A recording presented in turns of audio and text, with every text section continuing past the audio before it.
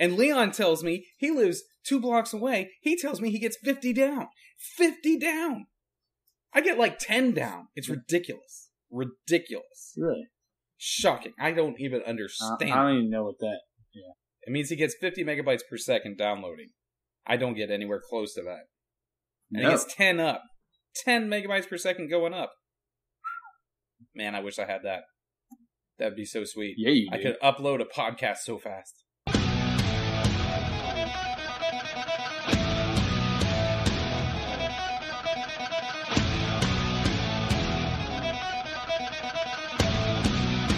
Ladies and gentlemen, welcome to your 2 favorite facially blessed individuals. That's right, these 2 fellows Shazam and Misbehave. Thanks for joining us on this wonderful evening. Dude, it is cold up here. I don't know what you're talking about. Wonderful evening. It is. It's cold here too, Martin. It is so cold in Florida. It's like what temperature you got? Okay, so my thermostat is it's set on 75. Yeah. And it's reading like I think it's reading like a degree or 2 under it. So like 74. Oh, man. 73. How are you going to make intense. It through? I don't know. I'm going to wear pants to bed. I don't know. Oh, my goodness. Okay, so today I did a funeral, and then after the funeral, they Congratulations. Thanks. I do them all the time now. I feel like that's all I do. This podcast could essentially be Justin and Martin talking about funerals. That could be the whole thing.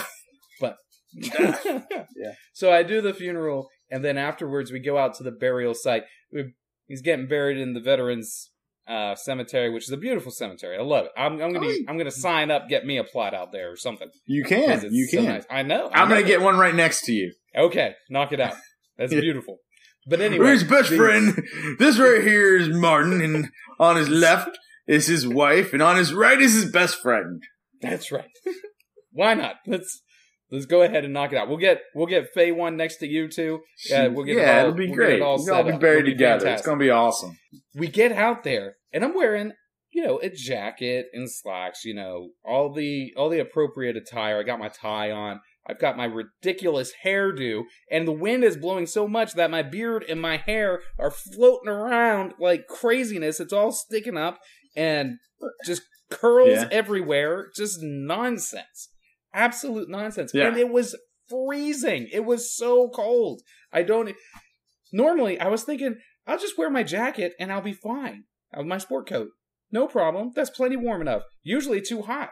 But I'm standing out there and I'm like, man, I need to get in the sun. And I'm standing in the sun. The wind's blowing so much, blowing my hair all around, blowing my beard around. And it is just freezing. And there's this little old lady next to me in a wheelchair. And the folks are talking to her, and they're like, "Do you want a coat?" And she's like, "Oh, I don't know if I need a coat." And it's like, "Well, I got a coat in the car." And then she's like, "Well, you better go get me the coat." And her demeanor changed like really fast.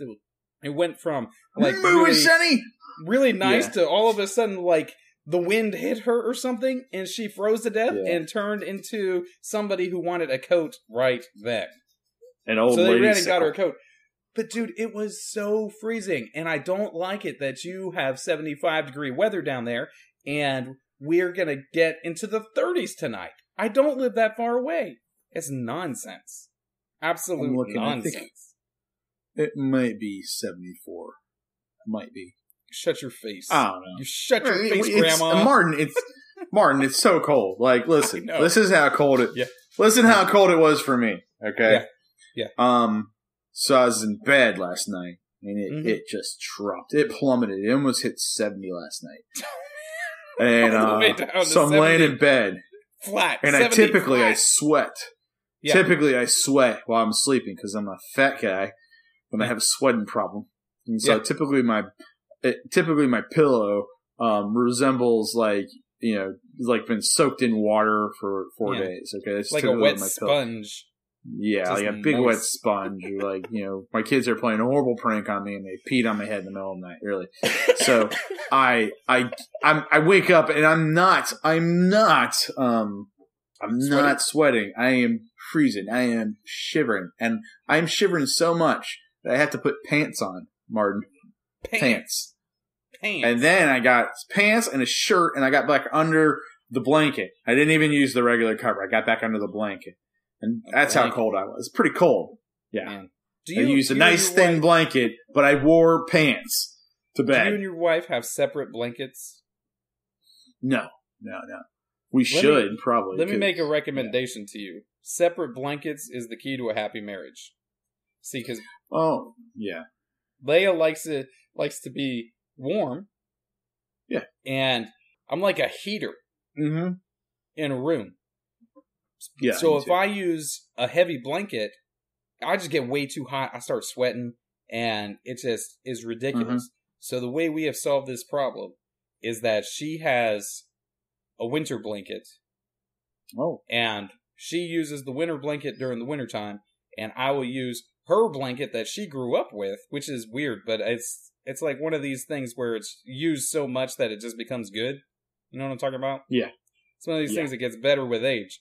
I use that blanket. So I love the wintertime because I get to use the blanket that's better with age and whatever. But then, as it gets a little bit warmer, she'll take back the blanket she's had from childhood or whatever. And then I just use a sheet. And since we've been doing that, instead of having one blanket for the both of us, we both get better sleep. So much better. Yeah, because of the separation. This is how we do it in my household. We have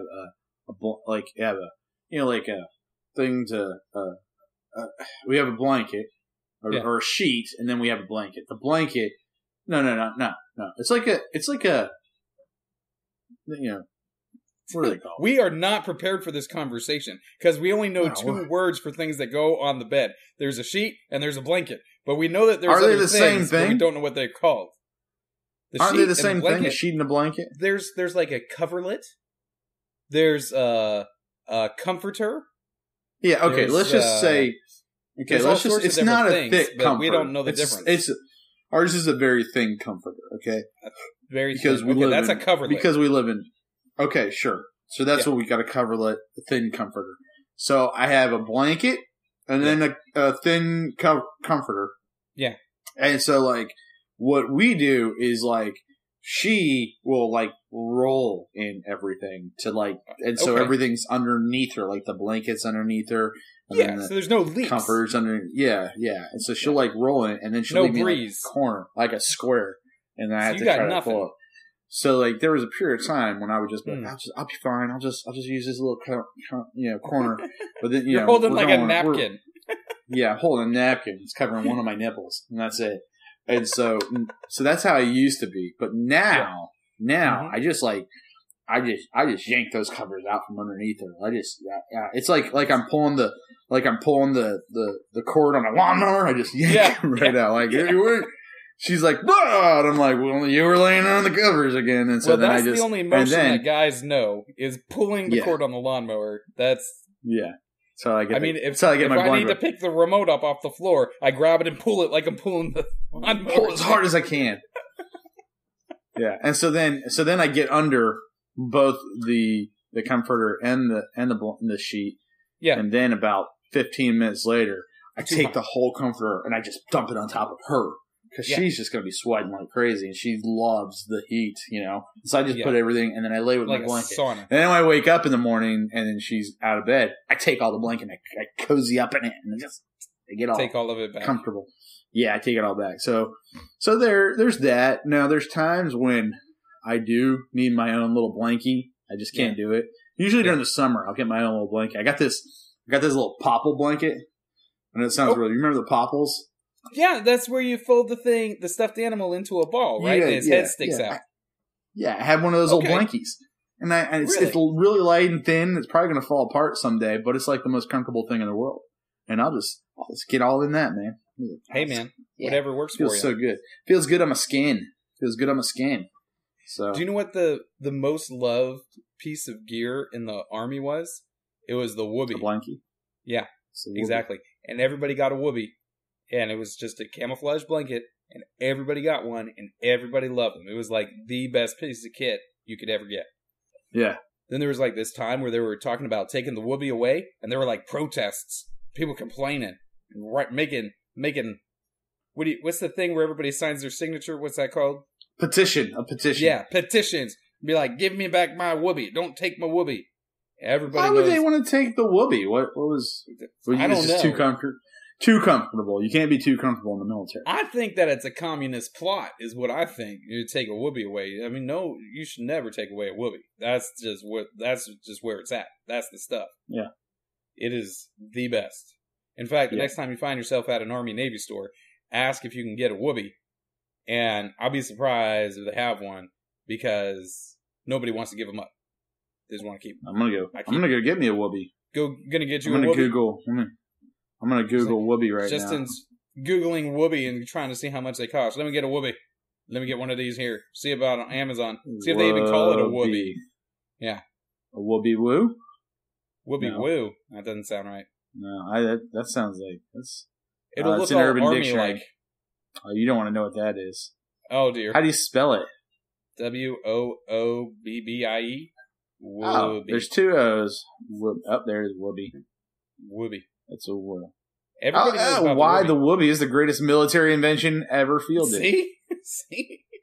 It's legit, man. Everybody loves it. It's fantastic. But anyway, yeah, you need to get you one of those.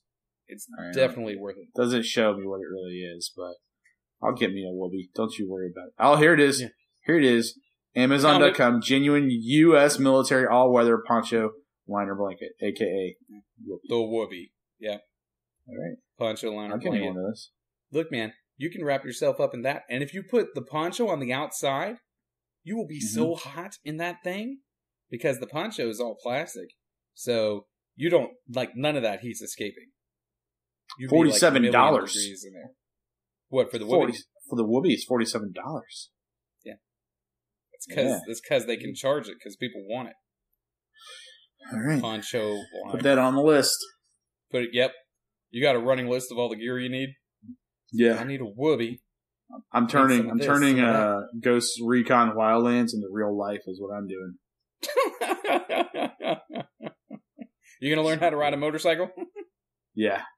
That's what you should down the side of a mountain with no worry whatsoever. That's what I'm gonna do. I don't think that's right. I think you should probably be worried if you're going down the side of the mountain on a motorcycle. I was playing last week, and we all grabbed motorcycles, started driving down the side of the mountain, and everybody's laughing and goofing off, and I hit a rock. Yeah, and died. And I flew about 100 yards down the mountain. Oh, I died immediately. But I was in the air. There's a video on Xbox. You gotta watch it, dude, because it's hysterical. It's I'm flying. My arms are flailing. It's it's stupid Superman, That's what it is. I'm trying to be Ghost Recon real life. That's what I am. So. Yeah, that's a good idea. Yeah. Because you never know when you're going to have to stop a drug cartel in St. Cloud. Oddly enough, you really don't know when you're going to have to stop a drug cartel. You don't. It could happen. The cartel can come into St. Cloud. It could. It's a real possibility. We'll have to stop them. All covert ops stuff. I'll see I'll be you in the grass, Donald and Dana with my rifle. Mm-hmm. About 200 meters. I got to go with meters. That's what it says. Yeah. In the game. I got to meters. You got to go meters. Metric system. You do. So I was working on that today. Just think about it in terms of football fields. 200 meters, 2 football fields. You'd be good. Yeah, I hit a shot the other day at 519 meters, which is one. It would be how big was that? That's half a kilometer. Yeah. Yeah. I don't know what that is. I mean, it's like a third of a mile, right? Is that right? That's what somewhere near that. Yeah. Close to that. Yeah. Yeah. It's a little bit less. It's far. It's pretty stinking far. I'm just saying. Far. I had to get the reticle up. Yeah. So, and I pulled the trigger, and you just stand there, and all of a sudden you see, the guy goes, and it's like, oh, I got him. It was the best ever. Once again, Ghost Recon Wildlands, not real life, the video game. Yeah, the video game. Good preparation for real life, because it's gonna happen. Yeah, you're gonna need to do it. Yeah, it's great for the future when the cartel comes to St. Cloud or your hometown, and you can take them out. That's what we're doing. I don't understand why you think you're going to need to take people out. But that's okay. If it's a cartel, yeah. Well, El Sueño comes here. If El Sueño comes here, he's going down. This is us putting the word out to you, El Sueño. Don't come to St. Cloud. You're El Sueño. St. Cloud has put you on notice. Got El Sueño. That's the bad guy, the main bad guy. I'm nowhere near El Sueño yet. I'm nowhere near. So he's sort of like Bowser, is what you're saying. Yeah, he's like the Bowser of Ghost Recon. He's the Bowser of Ghost Recon. Yeah, he is. El Sueño. I just need to get the bridge to retract, and everything will be fine. Bowser will go into the lava, and it's all going to be okay. I can just jump over El Sueño's head and hit that little switch. We're going to go. Yeah. You know, Mario really leaves a path of destruction in his wake. He does. He's stomping on all these critters everywhere he goes. None of his relationships are working. All of his girls. His girl always gets taken. And so... he keeps saving this toad guy, and he's like, hey, buddy, sorry. Princess is someplace else, dude. Looks like you wasted your time. Doop, doop, doop. Man, if that stupid toad did that after I had beat Bowser, I would chain him to the wall and say, you can stay here and rot. That's what I think. Stomping on Toad's head. I'm stomping on Toad's head at that point. I'm like, is this a joke? Do you think this is funny? Do you think this is funny? It's not a game. It's not a We're game, talking about the love of my life. Do you realize how far I just ran and jumped? Man, my legs are tired. Hey, jumping is not a joke. This is something I discovered in my 30s. Before you're 30, jumping, no big deal. You can jump all day. The second you turn 30, you ain't ever going to jump again in your entire life. Yeah. There's no reason to jump. There's this exercise that people under 30 do. It's called plyometrics. And what anybody over jumping. It's a bunch of jumping. And what people in over the age of 30 call it is hell. That's what we call it. Okay, it is straight hell because your joints jumping on a box, right? No. It's just like jumping, like different ways to jump and everything like just that. Straight up and down and side to side. Yeah, it's side to side. It's a lot of stuff. It's It sounds like a way to get an ankle injury. Is what it sounds like. Yes, or knee injury. Yeah. I think that's why I was doing some, and I think that's why my knees are all jacked up now. So hey, it's a great plyometrics. Great way to do plyometrics is a great way to affect your arthritis negatively. To make that arthritis grow, give it. It's nurturing the arthritis. It's making it more extensive. Ugh. Yeah, that's terrible. Hey, did you go to jiu-jitsu today? I did go to jiu-jitsu. I did go. However, it's do anything? Spring break. No. It's spring break, and none of the other people came to class. So I show up for the first time in 6 months. No, there's a couple of adults too. College students. But I show up for the first time in 6 months. No one shows up to class. And so I like to tell myself that I intimidated them all. Yeah, they were all scared because they heard I was coming. I don't know if he told them I was coming, but all right, guys, Justin's coming back. Make sure you're here. And they're just like, no. I don't want to roll with that dude's like the bomb, man. The bomb diggity. No doubt, yo. Yeah. That's how I see it. So you didn't get to do anything? The instructor didn't do nothing with you or nothing? Nah, or do you need somebody else? You need somebody. He goes, I don't have anybody for you to roll with tonight. I was like, yeah, man, I see that. So they're all scared. That's the problem. They're all scared of this right here. I'm not lying. I haven't done any jiu-jitsu in 6 months, so that's probably going to be pretty scary. But I'm going next week, so. Well, I mean, you got that shoulder, man. Yeah, I know, but it'll be fine. Gotta be careful. I guess like the class, it's not a bunch of tryhards anymore. So yeah. So that should be fine. What do? You go there and he shows you like individual techniques, individual moves that you try out on each other a little bit. Yeah, you do drills. So you'll do drills and you'll get warm up drills of different kind of motions, like shrimping. Shrimping's fun. Have you ever shrimped? No, but Dave had to do that at judo, and Dave likes to do everything perfect. He likes to Yeah. make sure that he's doing the right form and he's moving right. And a lot of these motions that they have him do, especially with the shrimping, is not terribly natural to him. So when they start shrimping, he's like trying so hard to make it work, and it just doesn't look like the other kids, and that really bothers him. It takes a while to get used. Tell him it takes a long time to get used to it, because like Jonas and Toby don't get it too well. But it hurts so bad.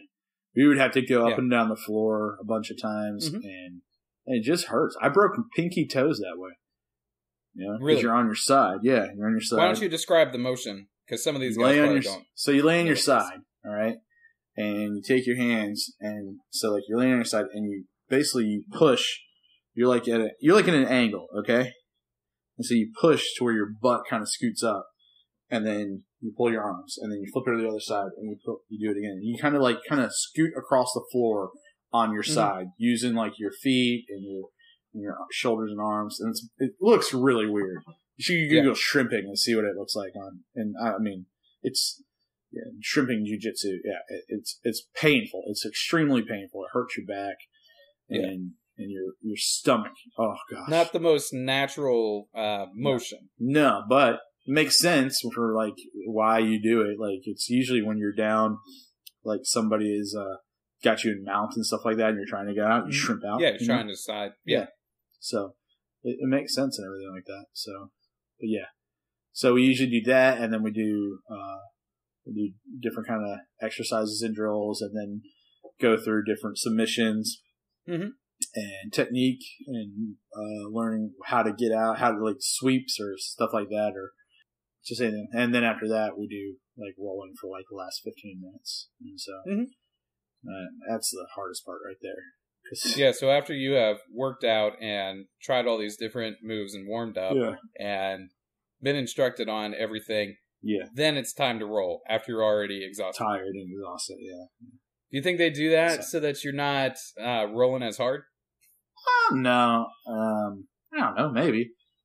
Maybe, yeah, because even this, like, I notice a difference between people when I roll with, like, somebody the very first time. Like, they're super, like, just into it and, like, really strong.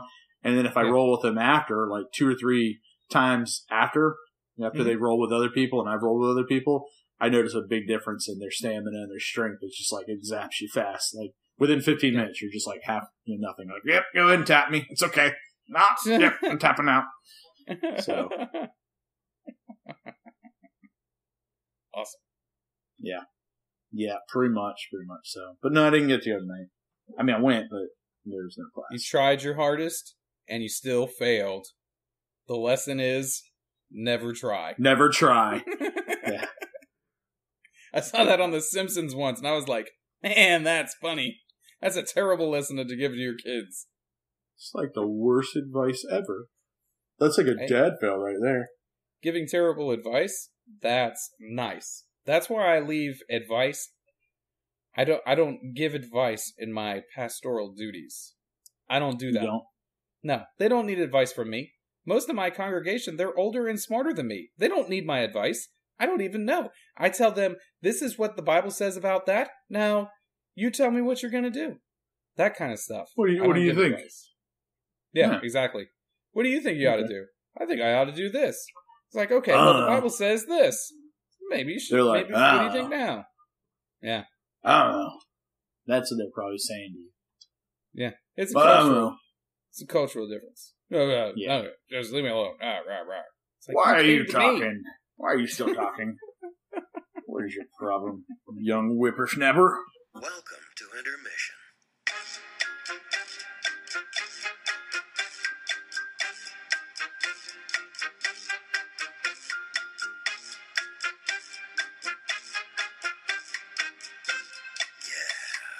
Intermission.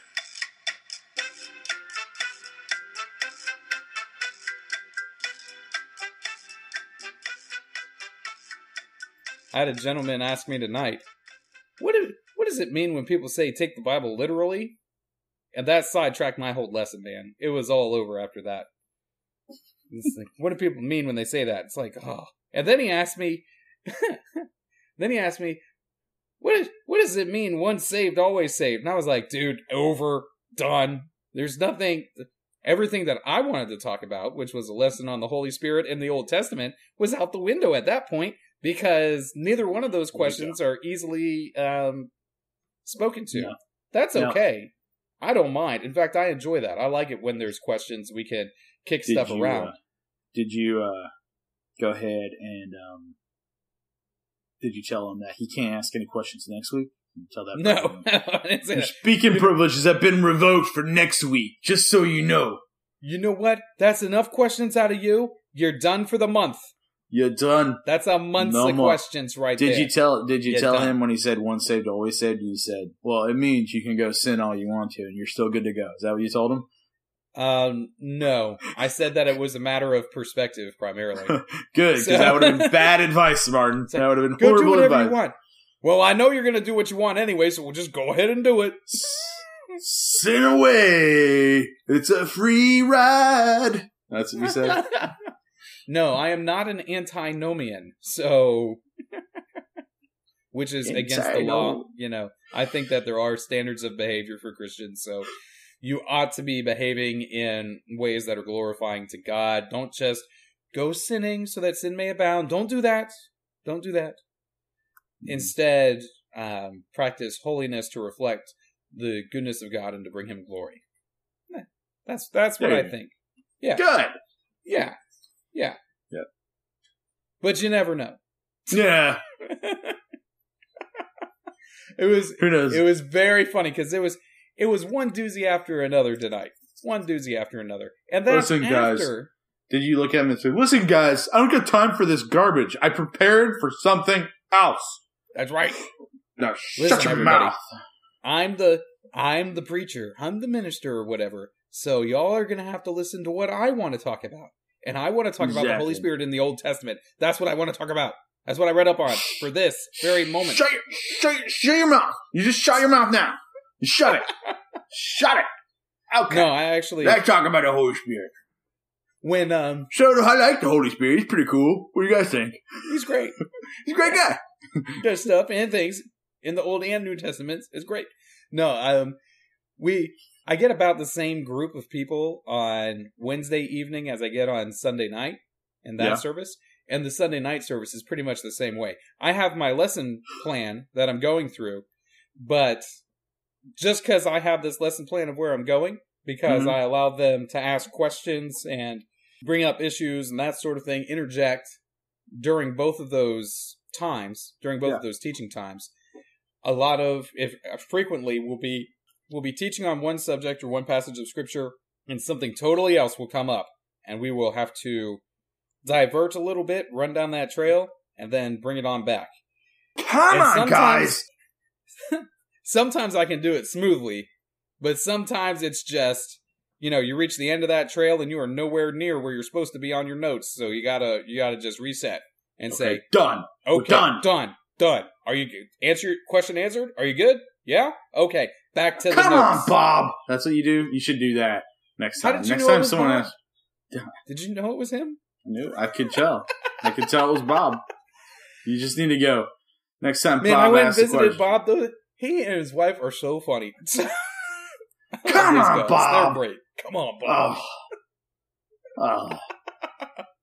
Well, no sense in ever preparing a lesson. Oh, Bob's just going to mess up all my lessons. No. Yeah. Maybe. Well, there's any number of people who could do it. It's fine. Yeah. It's all good. Because Yeah. it's a good time. It is.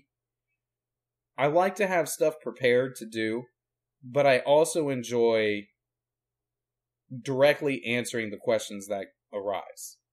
Yeah. See, the trouble is, though, if you're not pretty well grounded in your theology and questions arise while you're in the midst of a lesson or that sort of thing, you can find yourself in deep water pretty quick. So I've had people ask me questions that are on subjects that I'm not super sure about. And when that happens, man, it gets... sometimes I gotta be like... Sometimes, yeah. I don't know. People start talking to me about, really niche-y things about faith groups that I'm not really familiar with. Like, I'm not super familiar with the holiness movement, and we get questions about holiness because holiness movement's pretty prevalent in this area. That's like Pentecostals and stuff. Yeah. Wow. So that's pretty prevalent around here. I'm not as up to date on that as I'd like to be. Not to the degree that I'm up to date on, like, I don't know, Southern Baptist theology. I'm pretty. How old is the holiness movement? Is it known by anything else?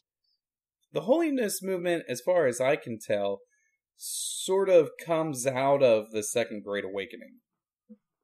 Okay. But it's sort of like a slow draw. The Second Great Awakening, which is where our movement comes out of, ultimately leads to holiness preachers, which is an emphasis on the gifts of the Spirit, modern day miraculous works, speaking in tongues, ecstatic utterance, all that sort of stuff gets sort of done up. And I can be wrong. You guys can correct me if I'm saying this wrong. This is me once again trying to answer the question to the best of my ability, and I'm not as studied on it as I'd like to be. But anyway, it sort of develops over time, and ultimately there's branches that spin off. Some of them become the Church of God. Some of them become like Pentecostal churches. Like, there's a couple different Pentecostal churches. Some of them become oneness churches, which is bad juju. That's the guys who deny the Trinity, right? Mm-hmm. Some of them become that. Some of them ultimately degrade to the point where they're your health and wealth guys, preaching that sort of stuff, and that's degrading. The ultimate end to where this stuff leads. Yeah. If you follow it all to its natural conclusion, you're gonna end up with a system where man is the one controlling God, which is weird to me. It gets to where your preacher is a very handsome gentleman with chiseled abs, right? And perfect teeth.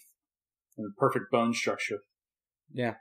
Well, I mean, I don't begrudge him perfect bone structure. If you have perfect bone structure, I say good for you. Congratulations. I hope you enjoy it. It's wonderful. Great. Yeah, because it's not going to last forever. Right. Well, how's that for your health and wealth preaching? Ha! Doesn't last forever, sucker. Ha!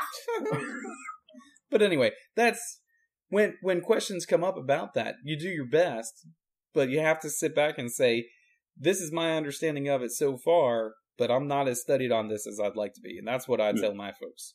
It's like, this is what I think. I might be wrong.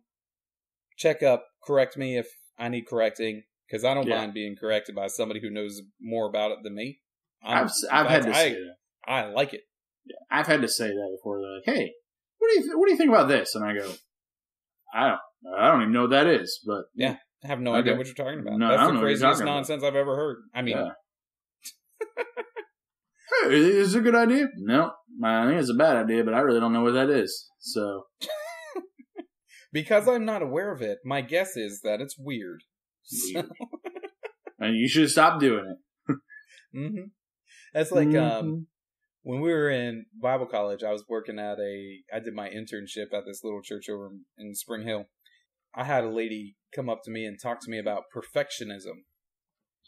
And she was like, perfectionism is a problem. And I was like, I don't even know what that is. And she's like, it's the belief that you can become perfect in this life. And I was like, oh. And I find out later on, that's just Methodism. That's just the second act of sanctification in Methodism. It wasn't anything new. It's something that's been around since the First Great Awakening. So, since the Wesley brothers tearing stuff up. Oh. And I was just like, but when she brought it up to me, she was like, hey, this perfectionism, it's a problem. You need to be aware of this. And I was like, oh, okay. And I did not become aware of it. But then later on, I figured out that, she was just talking to me about Methodism. And she was right. Methodism has swept the nation, but it did it 200 years ago. So it's not a little behind the times, ma'am. Get on the ball. I gotta get caught up. Get on the ball, lady. You're way behind. Man, the Methodist Church is weird because they're going to split. Are they? Over the homosexual minister thing. That's like almost inevitable because you have all these Methodists who are in continental Africa, they are very theologically conservative. But you've got a Methodist here in the United States, and Methodists here in the United States, in large part, not everywhere, but in large part, are theologically liberal, particularly when it comes to the ordination of practicing homosexuals. And the UMC is probably going to split over this issue at their next major conference. It is fascinating to watch. I need to start watching that. That sounds entertaining. You should watch it. It is entertaining. Sounds entertaining. Because I'm just going to sit back and look at it. Because I want to see how that plays out in the small town scenario. With, like, all the Methodists in my town, they, for the majority of them, I don't think would care very much for the ordination of a homosexual or practicing homosexual being put in charge of one of their churches. I don't think they'd like that. No, we I don't think go so that way around here, you know. we don't swing that way. Well, we don't. Yeah, that's not the kind of thing that they like around here. But it would be. I think it's very, very interesting to watch because at the same time, the folks around here do not like the idea of leaving their denomination or leaving their faith group or leaving their heritage or any of that sort of stuff. They want to maintain it. So watching the way that it's going to fall over the next couple of years is going to be fascinating. As I'm friends with many Methodists in town. So you're just going to watch it all unfold? I'm going to watch it burn to the ground. Here it goes. No. Burn, burn, burn. Maybe literally. I don't know. Yeah. You never can tell. That'll be interesting. It will be. I'm learning some new stuff. I learn new stuff every day now. It's great. Every day? Man, that's pretty good. Pretty good. The Methodist Church is getting ready to split. Whoobies are a great idea. I mean, I'm 2 for 2 right now. This the is pretty whoopee cool. You should already known about. The whoopee is quite I'm nice. sorry. I don't know about it. I got to get on my ball, I guess. So, yeah. You wouldn't think that a blanket would be the best thing ever, but it sure is. I like blankets. So you told me you on your travel back from Florida. Oh dear. Land of the free, home of the warm. That you had a little bit of an accident. A little bit of a run-in, eh? See what I did there? Hey, Mark, you see what I did there? I saw it. I did have a run-in with a poochie. I killed a dog on the way home from the conference. Really? Tragic, You Justin. friggin' turd. You turd, you. You're a horrible person. I am a bad person. I'm a terrible person. I don't know if you're a bad person, but you're definitely a bad driver. I didn't... I'm going to say that I'm a good driver because the way I dealt with the scenario was as safe as you can do it. Here's what I'm doing. You just kept going. I'm driving through Ludowici. Right? What? Ludowici is a speed trap. Okay. Speed trap. So you drive the speed limit in Ludowici. So I'm going through Ludowici, I travel the speed limit, and then as you're leaving Ludowici, heading north on 57 on out of there, heading to Glenville, it goes into 2 lanes as you're still in town, and then as you get out of town, it goes back into the single lane traffic, right? And it kicks up to 55. So I kick up my cruise control up to 55, and I'm driving down along the road. It's about 7 o'clock at night, maybe a little later, getting dark, and I'm just going along, cruising like I do in Ludowici because they will pull you over and give you maximum fine because that's what they do there. They don't care how fast over you're going. They don't have anything better to do in Ludowici.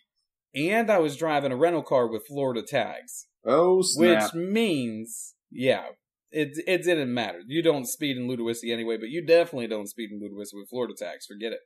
Don't ever siree. Anyway, and everybody knows this. So, this is, of course, I'm telling you things you already know, because everybody knows you don't speed in Ludowici. I don't know that, so we'll be Methodist splitting their homosexual, and Ludowici is a speed trip. That's 3 things I've learned tonight. Learning so much. Anyway, kick it up to 55 on the outskirts, outside of the city limits now, on the outskirts of town, heading home. And man, you go around this slight curve to the right, and the big Baptist church is over to your left. And you go around this curve, and after you go around this curve, all of a sudden my headlights come across this dog standing there. Now, this dog was not a huge dog, but it wasn't a small dog. It was a medium-sized dog that was looking a little skinny. So I think he was a stray. He was a skinny-looking dog. And he was in the middle of the street. And sort of walking over to the edge, but he was taking his time. And as soon as I saw him, I slammed on them brakes, man. I slammed on them. I don't swerve. And this is why I say I'm a safe driver. I don't swerve. So I will slam on my brakes if there's no one behind me. I'll gradually slow if there's somebody behind me. But I'll slam on them if there's no one behind me. I won't swerve. But man, it wasn't enough. And I tagged that dog. Ooh, I tagged him and I went over him. It was all over. Oh. It was done. Did you stop? Done. No. I don't stop. You heartless individual! What am I gonna do, man? I can't bring the dog back to life. I hit him hard. You get out of the car. You go back and you're like, Fido? And go back. Are you cry. okay? Like, and you hold him in your arms, sorry. blood covering you, and you scream up to God. You go, why? Why did I do this? Why? And then, no, you didn't. You just keep going. I kept going. Kept trucking. Oh, well. Well, here's the deal. I'm outside the city limits of Ludowici, Georgia. Okay? This is kind of town, and it's night, it's dark, and I am not about to go around knocking on doors, holding somebody's dead dog in my hands, possibly, knocking on them and say, is this yours? Holding him by the tail. Is this your dog? That, my friend, is how you get murdered in a country town. You don't do it. Now, I'm pretty sure the dog was a stray because of how skinny he was. You killed my best friend! I might have killed somebody's best friend. In all honesty, I probably shouldn't be talking about this at all. Because, here's the deal. I know that somebody I know knows the people who live there. I don't know who they are. I just know that somebody knows the people who live there. Somebody I know knows the people who live there. That's just the nature of the place I live. Yeah, and just so you know, in Georgia, when you run over somebody's dog, that's like manslaughter. Well, that's the thing. Dog slaughter. It's equivalent to manslaughter. It's dog slaughter. It's not legally dog slaughter, but what it is it's grounds for a beatdown, is what it is. Someone to throw a brick through your window. Yes, or for me to be savagely beaten on the side of the road as I'm knocking on people's doors, trying to ask them if this dead dog happens to be theirs. So I can't do that. Is this your dog? Excuse me, sir, is this your dog? I killed it. I didn't do this. I just found him like this. Is this your dog? Gotta say it just like that, too. If you did run over their dog, they would want you to compensate them for the dog. But here's the deal. I want them to compensate me for the damage to the vehicle. You understand? Because they didn't keep their dog penned up. They weren't responsible over their dog. That is a fact, Martin. You're correct in that one. See, but I'm not messing around with any of that. Because I don't want to be murdered on the side of the road in Ludowici. So even though I'm pretty sure the dog was a stray, I'm not stopping to find out. I'm just going to carry on. And I'm sorry. Is this your, hey feller? Hey, is this your dog? No? Hey, man. My bad. The next time you find your way up here, if we happen to be going through Ludowici at some point, I will show you where all this happened. And you will look at me and you will say, I would never have stopped here ever. If my car broke down here, I would just die. Because I wouldn't stop to talk to anyone. We're talking a country area, sir. I can tell by the way you're saying it. Is back there. The way you're talking about it, you're like talking like it's freaking Deliverance or something like that. There could very well have been banjos playing in the background. But something I've begun to see develop in myself is that when you live in a small town, you think very highly of your own small town, but you hate all the other small towns around you. Facts. You think they're all garbage. Yes. So, and that's exactly how I feel. I feel like the people in Ludowici and Reedsville and Claxton, that there's something wrong with them all because they don't live in Glenville. So because there is something wrong with them, they're not living in Glenville. That's the way I feel about it. There's nothing wrong with that, man. I don't know when this developed, but I definitely have this feeling now. I noticed it in other people before it developed in me, but now I definitely got it. So it could be something in the water or whatever.